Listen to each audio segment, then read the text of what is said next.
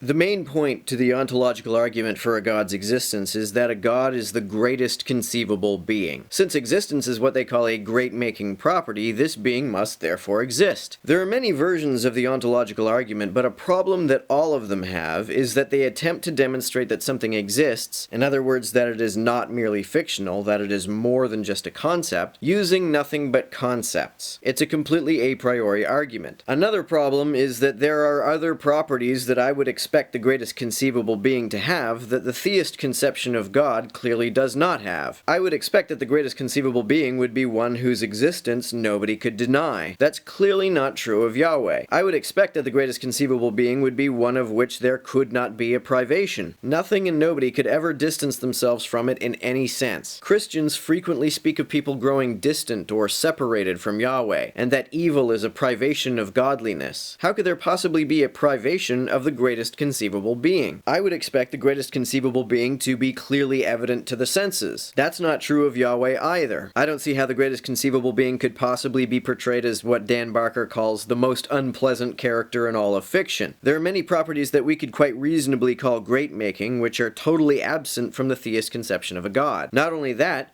Yahweh is portrayed as having characteristics that are not great-making. He is a jealous God, and he has regrets. He also creates evil. None of these assertions would be true of the greatest conceivable being.